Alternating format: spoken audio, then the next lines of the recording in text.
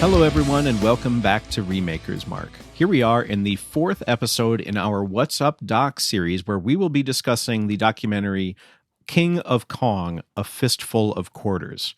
With me, as always, are my friends Andy Wicks, Jeremy Nilsson, Lee Harcade, Mark Joesting, and I am Kyle Dillahunt, and I will be your host once again this fine evening.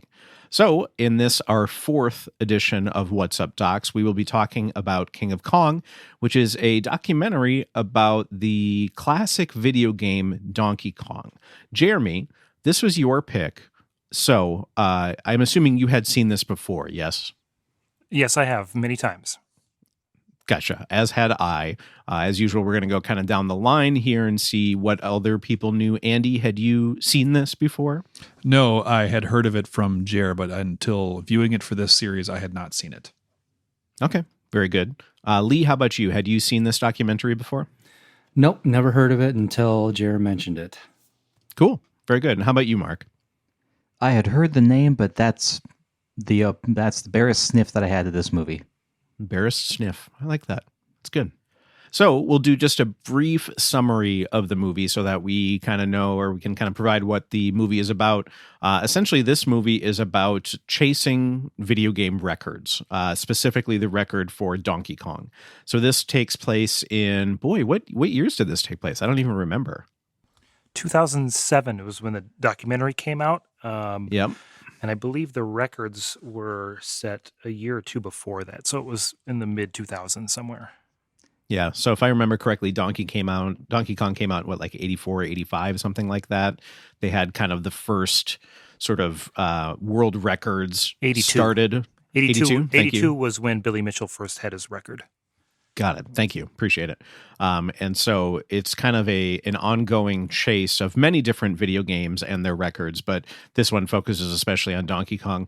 There are two primary characters, Billy Mitchell, who we've mentioned already, who it was a early classic gamer and held the record for many, many, many years of like 580,000 or something like that. And we'll kind of continue to talk about what it ended up being as we talk further about the documentary.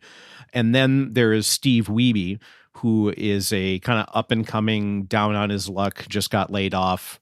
I don't know, just kind of a plain guy who things never quite went his way, who has a Donkey Kong game in his garage, and he's going for it. He's just trying his best and trying to break that record.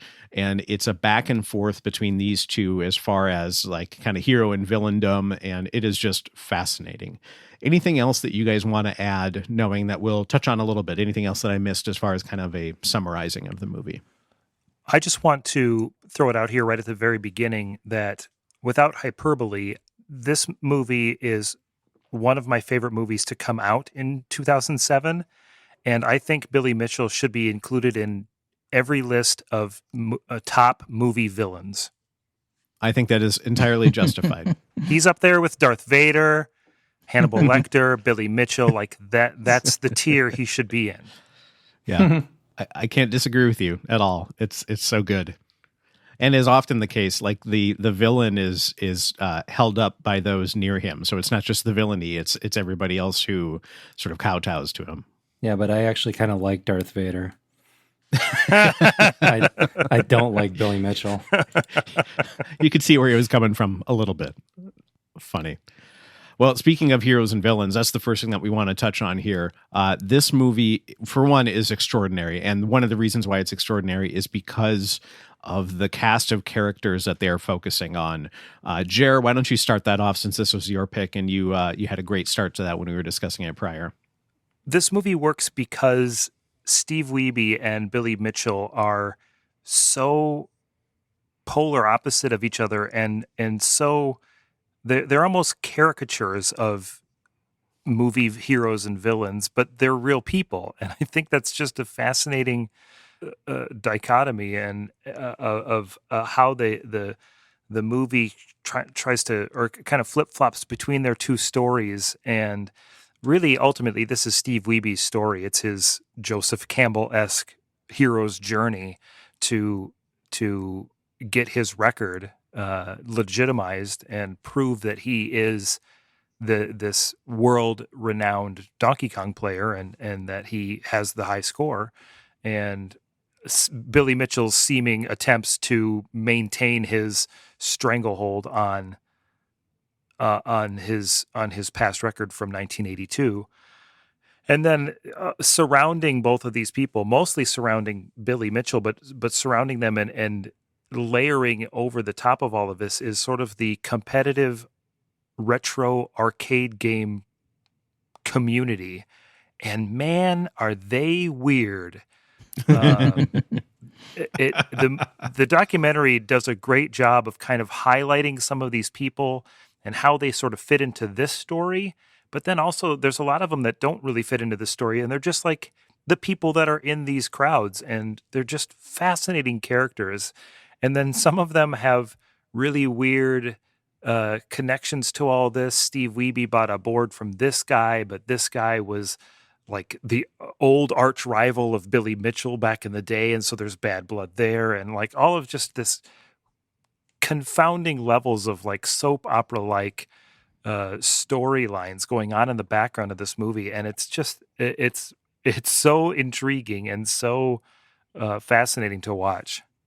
And the board of which was, or the reason for that that board being from someone who is essentially like, you know, the arch nemesis of the other person, was used to completely obliterate what could have been a record performance. So because he was using a board that he just bought from a guy who happened to be that person, they did not allow a record to happen. Like, it's just this like scheming behind the scenes, and it's just crazy. Like, everybody's taking themselves so seriously. And for once, I didn't mind it. Like, I was like, yes, heck yes, you should be that worried or this serious about it. But yeah, just craziness. And it should be noted that the guy that Steve Wiebe bought the board from goes by the name Mr. Awesome. And he drives the Awesome Mobile or something? Yeah. Yep. I wanted to know more about that relationship. How did those two guys hook up? I think it's I'm guessing like it's in the back of, there's got to be video game magazines for this, like classic video game magazines where like they've got forums or, you know, I don't know, something like that, where, or I guess this was fairly early on in the web, so there was certainly some web presence, but man, not a lot. I'm sure there was chat rooms. Yeah. Yeah, it was IRC. Yep, Usenet groups, forums. Yep, IRC. Yeah, you got it. Yeah, Jerry, your point about this being a, you know, sort of Joseph Campbell-esque hero's journey is spot on. And a lot of that is just in how the documentary is made. And we'll touch on some pieces of that to come in a little bit. But just who the characters were the start of it. So Steve Wiebe was someone who, you know, had just lost his job, you know, was, you know, basically got like beat up on his last playoff game. So he never like got to be the baseball champion. It felt like he was like always second place at everything. And he just wanted to be first at something. Right. So they start and they're building this story up. And then they talk about like the amount of work that he has put into it. I mean, just everybody that they interview, from family to friends, you know, it's establishing his style. And Billy Mitchell, you know, was basically from the get-go kind of the person to beat. And it didn't necessarily start out as that he was a villain, but he was just sort of, you know, the one who was really, really good at Donkey Kong. But then, you know, the characters kind of pivoted as things changed a little bit. It was just incredibly well done, and nothing felt forced, which was absolutely incredible to me. It just felt like it was the way the story would have been told if it was fictionalized too. And they had every ability to have creative license. Like, they didn't have to. It was just so well captured and so good. Mark, you had a note about kind of how Billy changed throughout the movie. Do you want to touch on that a little bit? Yeah, I think I totally agree. That's just the way that character arcs and development are established throughout this film is really wonderful. And I think Billy is the best example of it, where when we meet him early in the film, I mean, he's not a villain. He's kind of the champion of video gaming. I want to call it retro gaming, but in 1982 it wasn't retro yet. You know, Billy is the guy who is like the face of the industry, and he's good at it, and it's good for the industry. And it's only as time goes by and he's holding on to that record, and that we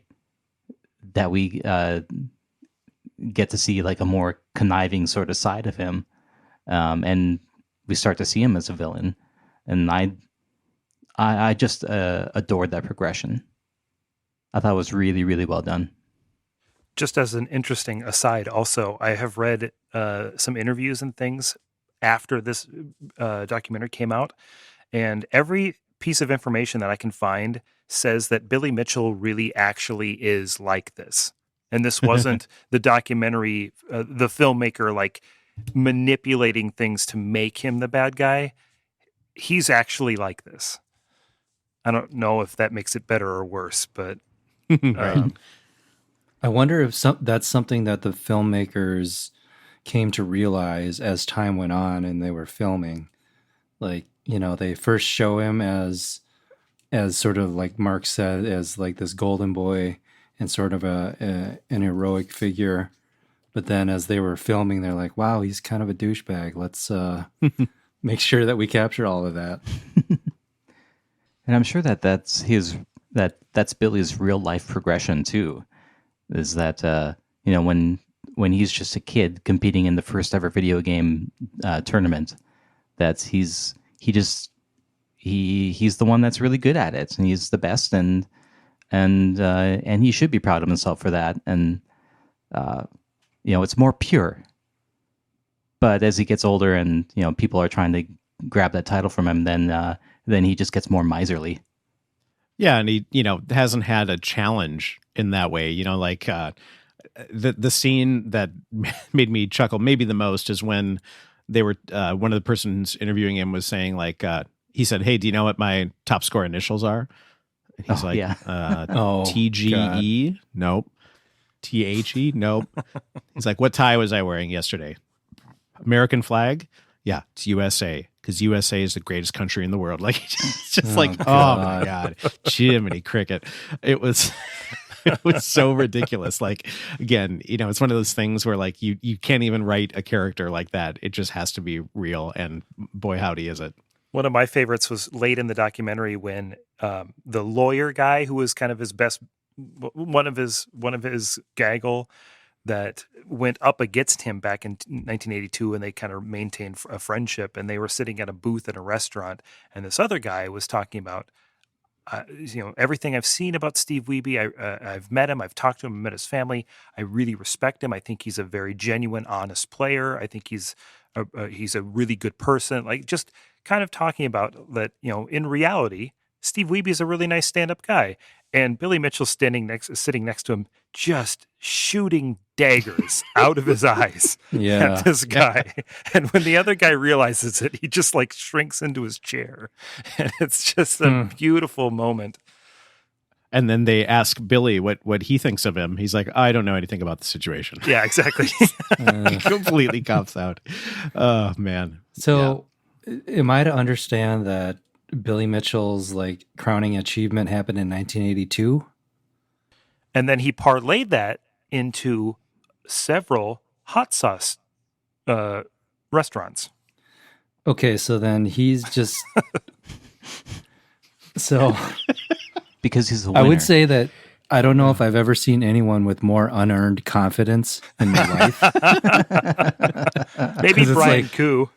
Yeah. Well, if your apogee is in 1982, you can only surf that wave for so long, and then you have to accomplish something else. Speaking of Brian Koo, there were certainly other characters in this movie, and we've talked a little bit about the people that sort of held Billy Mitchell up, and Brian Koo is one of them. Lee, you made the mention of this. Do you want to give a little summary of who Brian Koo was? So it sounded like he was a Billy Mitchell disciple or something, and was just very much all about the Billy Mitchell brand, and was, I don't know, there's like a weird single white female dynamic between the two of them.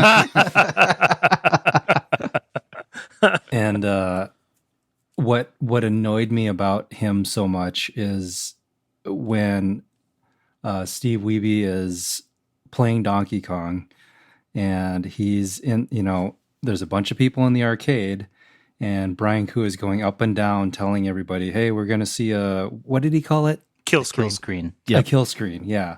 And he keeps saying that to everybody, and like people are playing their games, and like, you know, and he's like, hey, if you want to see a kill screen, there's one coming up, and he keeps saying it.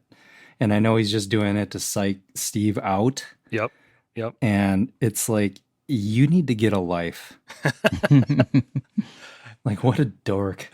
and then right after that, when they're showing Billy Mitchell's videotape, flipping the TV sideways, by the way. Yeah. And he's on the phone with Billy, and he's like, every eye in the place is on your videotape. No one's going to miss this. You could cut the tension here with a knife. Like, this is amazing. Everything is great. Like, you're so awesome. And like, it's just like, now that you say that, it's very single white female. Yeah. Oh my gosh. He must have like a Billy Mitchell shrine in his home or something like that. I honestly think it's probably that he hopes that it rubs off on him, because he has never been able to get to any kind of like any height of video gaming. Like, he doesn't have any records. He's spent all this time, like, he's never been able to do that. Like, he just like he can't get there, and so he hopes that by hanging out with Billy Mitchell, like, it will help him get there, whatever that means. That It's is just so sad. funny. Yeah. Some other characters were the gentleman that runs the website, whose name escapes me right now. I apologize. Twin Galaxies? Oh, Is that you're right? talking about the company? That's Walter Day. Day. Walter. Thank you. I had Wally in my head, and I didn't think that was right. So he basically oversees, or he has sort of taken it upon himself or been given the reins of like head referee for kind of retro or early video game record keeping. And so when people want us to basically say, hey, I've got the record for, you know, fill in the blank, whatever game, they send it to him. He watches it along with several other people in his kind of world. His character arc was pretty interesting in that I don't think he was quite as in deep as Brian Koo was, but he was definitely a Billy tag-along. And it was very interesting from, again, a character development standpoint to see how he changed over time. And like, he became more human as Billy became less human throughout this whole thing. And he kind of realized, you know, the good that Steve Wiebe was bringing and the effort that he was bringing. So that was kind of cool development as well, I thought. In some ways, to actually use a legitimate sports metaphor, it seemed like this was the Sammy Sosa and Mark McGwire era of baseball, when they were having basically the home run contest throughout the season. Yeah. And they each were like racing this home run record. I feel like that could have been what this was if Billy would have engaged with it, and if Walter Day and some of these other people sort of in charge or in the know could have embraced it. But instead, it seemed like they were so afraid of losing Billy Mitchell as sort of this ambassador of retro games that they didn't want anybody to like take that away from him. And it seemed really weird that the competition of it, to me, would have elevated all of it. Yeah. Well, and I think the fact that Billy Mitchell was trying so desperately to hang on to that just makes it sad. You know, it's, you know, records are kind of, they exist so they can be broken. And, you know, if you're really as good as you think you are, then prove it, you know? Yeah, absolutely. Who else caught your eye in the film? Kid saying, wipe my butt. Yeah, Steve Wiebe's toddler. Yeah. At one point in the movie, Steve Wiebe is taping, like VHS taping him playing for Lord knows how many hours trying to get this Donkey Kong record. And he's, you know, I think above the 580, whatever that Billy Mitchell did. I think. No, maybe he wasn't quite yet. Yeah, that was his record-setting game. He was approaching it. Yep. Okay. But you hear from afar this kid going, "Dad, wipe my butt." he's like, "Buddy, hold on. I'm working on a record here." He's like, "Stop playing Donkey Kong." Like, so unbelievably funny. Oh my God. And It's just so real. Like, again, you couldn't write that. Like, no, if you wrote that and that was in a script, you'd be like, that's too far. Like, that couldn't possibly be real. But yes, it is 100% real. Speaking of family, I enjoyed his wife, Steve Weeby's wife, a lot. I think she was kind of the audience proxy in a lot of ways, where like something would happen and she'd pretty much just like throw her hands up in the air, like, come on, like, what do we have to do here? I thought she was pretty great. Andy mentioned before we started about a couple other little minor moments. I enjoyed among many moments. I don't want to disparage nerds because that's the pot calling the kettle black, but this movie definitely gives us a kind of a smorgasbord of nerds, a little sampler platter. They're just doing silly things. And I laughed aloud. I even guffawed at a scene where a gentleman, I believe this is at the Fun Spot scene, he's competing. Like, it's a contest. He's competing. He's trying his best. And I don't want to disparage anyone who's working hard at doing what they're good at, because I get it. It's hard work. But he's trying to do something on some classic video game console and apparently doesn't do well. Slams down the controller, huffingly unplugs his surge protector, walks out to his car with a duffel bag, opens the trunk of his Jetta, slams it in the trunk of his Jetta, and slams the trunk so hard that his car alarm goes off. And as he's walking away, he has to fumble for his key fob to turn it off. It just makes me laugh. It's so good. I think the frosting on the top of that cake is that his pants were so high. It's just, it's so perfect. It's so perfect. It's like it is as if it was written like a scene out of Revenge of the Nerds or something like that. Like, that's what I expected this to be of, but it was real life and I loved it. It was beautiful. Yep. So let's move on to talk about the documentary itself a bit. We've touched on kind of the story that it told, but I would love to talk about how it told that story. Mark, you had a good point about it being a really great form of a documentary in a lot of ways. Why don't you start with that? Yeah, I go as far to say that this is an archetype for a documentary. It's really classically done. It's there's no narrator. There are very, very few titles. It's all told through just through editing of just shots and interviews, and that's it. And I really respect that. I think it's a masterful job for taking such a simple approach. It amazes me how much work they must have had to put into like capturing those phone calls, right? So like some of it, I'm sure, the path was laid ahead of them and they're like, well, we should probably have one person on Brian and one person on Billy. But like the amount of scenes that they had like that was amazing to me. Mm-hmm. That was just in terms of, I think in the radio world or the podcast world of just getting good tape, where they're just getting lots of good content and then doing a good job with putting the content together. And I agree with you, Mark. I think it was like your point of it being neutral was right on. I think it definitely could have felt like it had an agenda, could have felt like it had a viewpoint, but mostly it was just telling the story, which I think was really cool. I don't feel like it went out of its way to make Billy Mitchell look bad. He did that. They basically gave him the rope, right? It's so well done. What else about the documentary did you guys find interesting or well done, anything like that?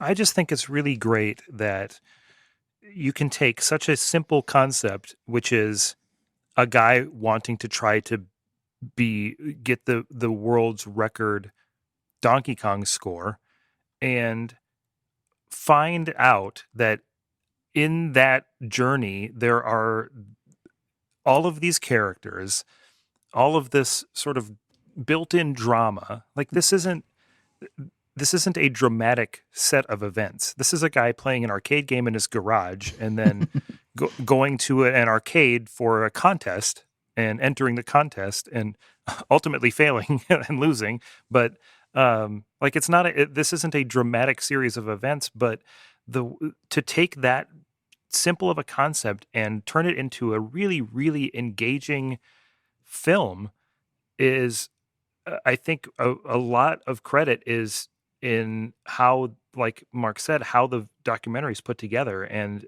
in the editing, and sort of the building of this story.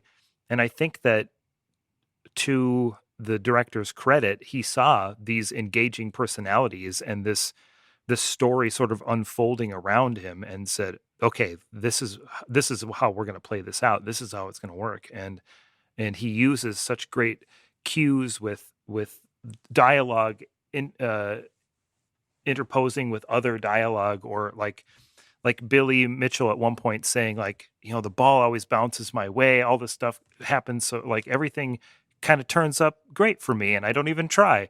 But that means that some poor schmuck out there is getting the screws twisted on him. And then it like cut to Steve Wiebe, like, oh, I lost my job. Like, they do such a great job of just taking all of this just dialogue and making it into the story. And then like Kyle will bring up all of these great music cues, and just, it's just so masterfully done in as far as writing and editing and building this story.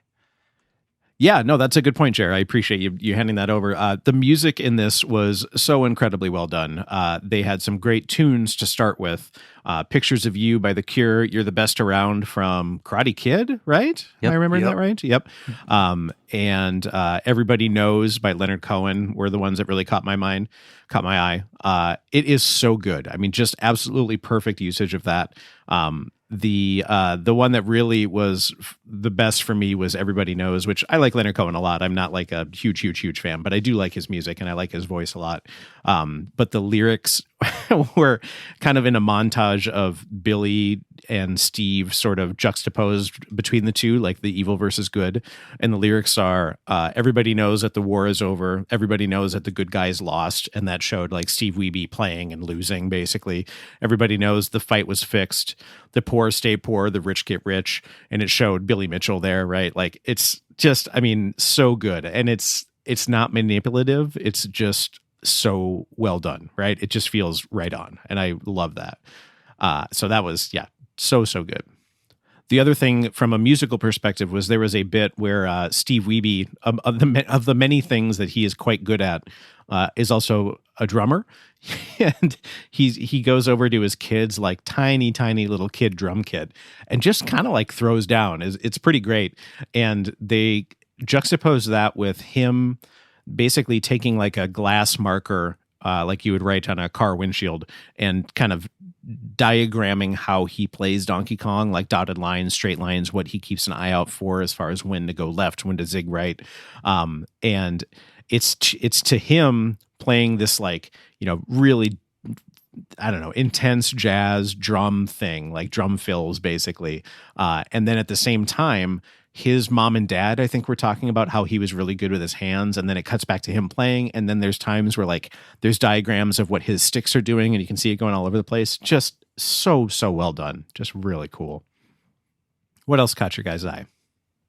This really isn't about the documentary filmmaking aspect, but what you said reminded me about how one of the things that I like about this documentary is that it shows how arcade gaming, especially retro arcade gaming, is a science. There's science to it. And Steve Wiebe became great at it, not because of his hand-eye coordination, although that's part of it, but because he figured it out.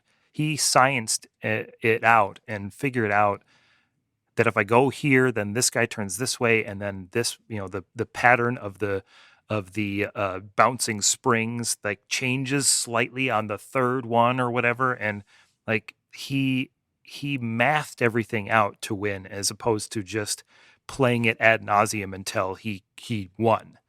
And so he became a better player because of how smart he is. Yeah, a tremendous amount of work went into that. Absolutely.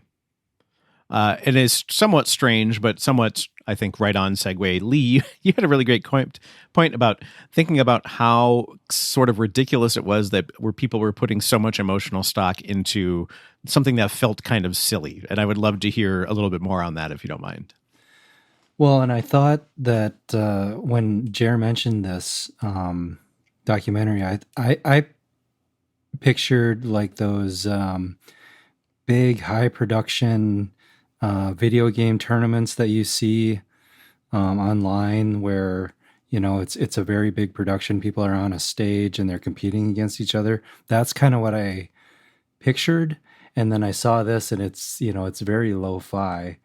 And yet, you know, everybody involved was really very emotionally invested and we're taking it deadly serious.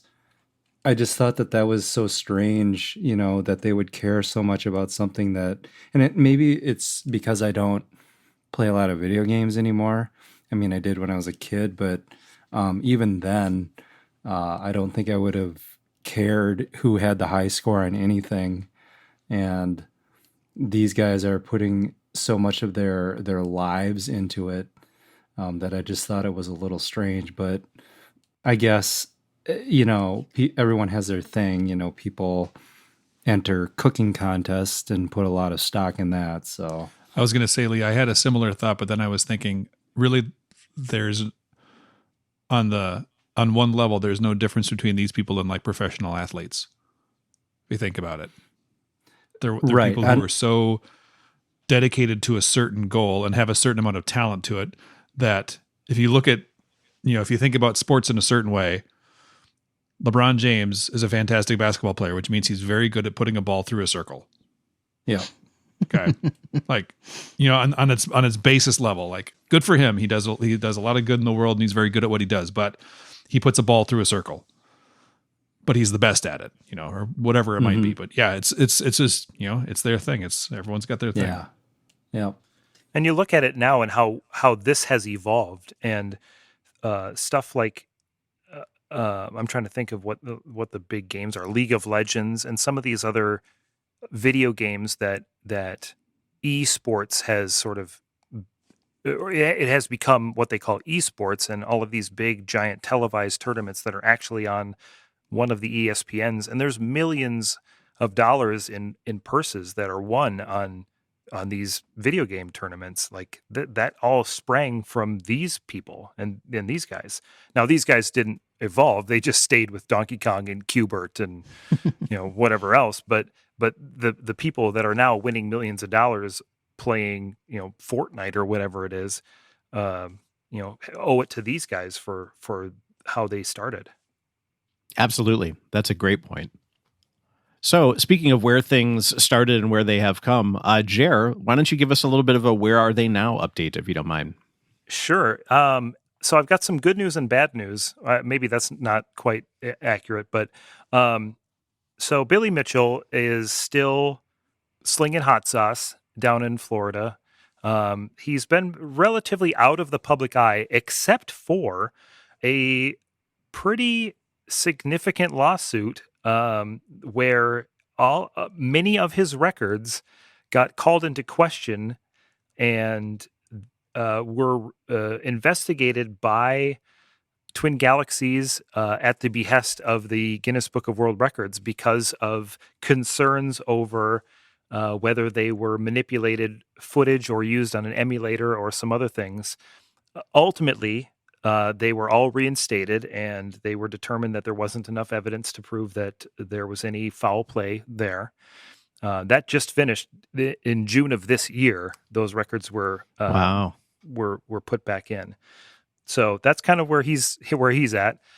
Steve Wiebe I want to interrupt you though, Jared. Did I see that Guinness reinstated his records, but Twin Galaxies did not? Oh, I didn't know that. And I think he has a defamation lawsuit against Twin Galaxy right now. Twin Galaxies, yikes, according to Wikipedia. Walter Day and him having some problems. Steve Wiebe, who I met several years ago when he was here in town at the Mall of America to have a Donkey Kong record attempt with the Guinness Book of Records folks here to watch it.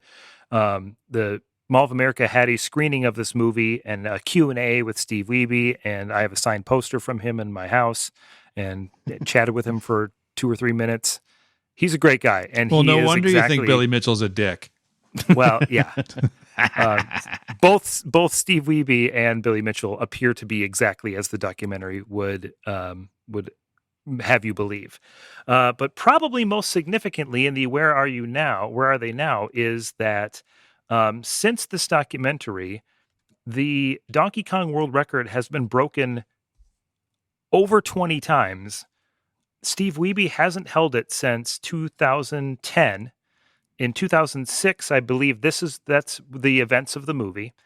In 2000, that record held until 2010 when somebody named Hank Chen beat it. Steve Wiebe then beat it back and took the record again. And then Hank Chen beat Steve Wiebe's record and then beat his own record numerous times until somebody named Robbie Lakeman came onto the scene in 2014. And since 2014, Robbie Lakeman and another man named Wes Copeland have been going back and forth breaking the records. And so Steve Wiebe's record from the movie was 1,049,100 points. Currently, the record held by Robbie Lakeman is 1,260,700 points. 1,260,000. 1 million. Numbers are hard.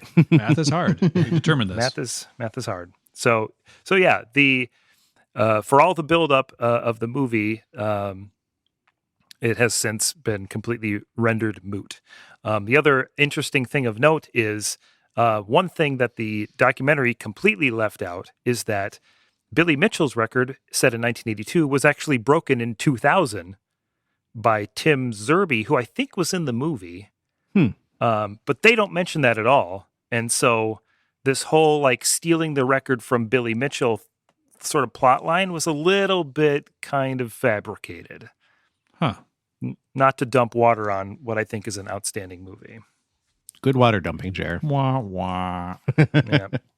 Excellent. So last but not least, let's give our rating and scale for the movie. So again, 1 to 10, 1 being the worst documentary you've ever seen, 10 being the best, and a scale of your choosing. Jer, this was your film. Let's have you go first.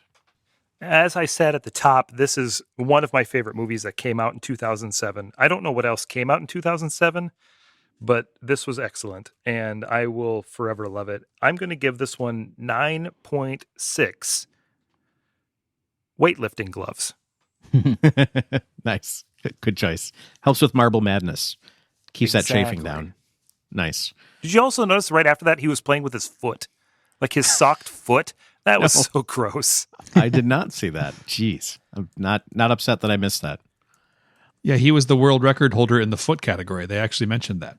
Really? Oh, Yeah. I missed Okay, that. that makes a little more sense? Question mark? I'm guessing it's kind of a slim category. Yes. Just it's the coulda, woulda, shoulda sort of thing. Like just because you can doesn't mean you should. Mark, how about you? What is your rating and scale? Well, I think this is a great film. I really enjoyed it, and I'm going to give it 9 out of 10 power pellets. Ooh, nice. Wop, wop, wop, wop, wop. Good choice. Thank you. Andy, how about you? What is your rating and scale? First of all, I just want to provide some context of the top grossing movies of 2007. Number 10 was 300. I'm not going to go through them Sure. all, but the first Transformers movie was there. Spider-Man 3, Harry Potter and the Order of the Phoenix. The highest grossing movie was Pirates of the Caribbean at World's End. That being said, I like this more than all of those. yeah. Little Miss Sunshine also came out there. That was a good one. That's However, good. I would give this movie, I also enjoyed it very much. I would give it 9.4 thin mustaches. Nice. Right on. Thin, creepy mustaches. Mark, on to you. No, did you go already, Mark? Yes, you have. did. Lee, sorry. See what happens when I don't go in any kind of order. I lose it. Lee, how are you? Wait, we do that at the beginning. Lee, what is your rating and scale? I enjoyed it to a certain extent, not as much as everyone else, but I will give it 6 out of 10 shitty acoustic ballads. Walter has got some work to do. Walter, yeah. he's enthusiastic. We didn't even Yeah, talk about that's that. true. I like his go get him attitude. I'll go He was last very here. I earnest. really enjoyed this. yes, he was. I really enjoyed this film. I would probably give it a 9.2 out of 10 elevator levels. because I thought that was a fun mention nice. in Donkey Kong. Cool. Andy, before we close out, you are up next in our What's Up Doc series. What is going to be your choice? Going and continuing with our kingly theme and going along with my love of culinary contests, we're going to watch and discuss the 2009 documentary Kings of Pastry, which is a film about a group of 16 world-class French pastry chefs that are competing for the most prestigious craftsman honor in pastry chefery that I will not attempt to pronounce. And I've seen it before, and it's amazing to watch these people work, but to see what these guys go through to essentially get the highest honor possible in their field. Cool. Speaking of dedication to their art, going from Donkey Kong to pastry chefs. I like that. Cool. Well, good choice. I'm excited to check that out. Mm-hmm. Remaker's Mark is a proud member of the Math is Hard Network. To find out more information about this podcast or any other podcast on the network, check us out at mathishard.net. There you will find show notes with links to all of the people, movies, and links discussed in this episode. This information is also attached to the show file in the podcast client of your choice. You can find us anywhere you listen to podcasts, including Google Play, Spotify, and Apple Podcasts, where you can rate and review Remaker's Mark, which would mean the world to us. And now we are also on YouTube. Just search for Remaker's Mark. We're on Facebook at Remaker's Mark, Instagram at Remaker's Mark Podcast, and Twitter at Remaker's Mark. So please join in the discussion there as well. So, gents, this was really good. I'm glad that we had that discussion, and it was really, really fun. So until the next time, may the Force be with you. And also with you.